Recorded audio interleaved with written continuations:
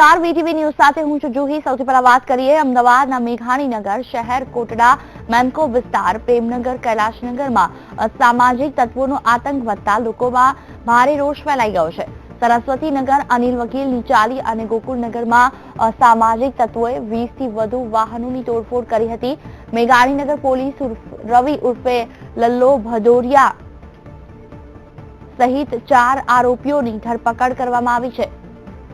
આ વિશે વધુ વાતચીત કરવા ફોનલાઈન પર મૌલિક ધામેચા જોડાયા છે। મૌલિક, જે રીતે વાહનોની તોડફોડ કરવામાં આવી છે ગોકુળનગરમાં અમદાવાદમાં અસામાજિક તત્વો દ્વારા, શું છે માહિતી? જોઈ થોડાક દિવસ અગાઉ જે પ્રેમનગરના છાપરા જે મેમકો વિસ્તારમાં આવેલા છે ત્યાં આગળ કેટલાક અસામાજિક દ્વારા છાટકા બનીને કેટલાક વાહનોની તોડફોડ કરવામાં આવી હતી। આ વાહનોની તોડફોડ કર્યા બાદ જે શહેર કોટડા પોલીસ સ્ટેશનમાં ફરિયાદ નોંધાઈ હતી અને આખરે પોલીસને સીસીટીવીને જે કેદમાં લાગ્યા હતા તેમાં 4 જેટલા શખ્સો દેખાતા હતા।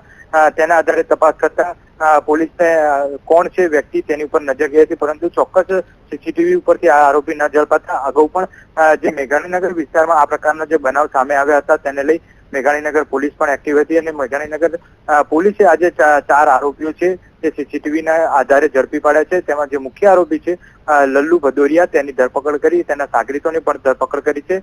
હાલ આ 4 આરોપીઓને ધરપકડ કરી પૂછપરછ શરૂ કરવામાં આવી છે કે ખરેખર તેમની આજે આતંક ફેલાવવા પાછળનું મુખ્ય કારણ શું હતું અને તે લોકોએ કેટલી કાર અને અન્ય જે વસ્તુઓ છે તે નુકસાન પહોંચાડ્યું છે। જુહી, બિલકુલ, તમામ જાણકારી બદલ આભાર મૌલિક। તો ગોકુળનગરમાં વાહનોમાં તોડફોડ કરવામાં આવી છે, કેટલાક સામાજિક તત્વો દ્વારા તોડફોડ કરવામાં આવી છે।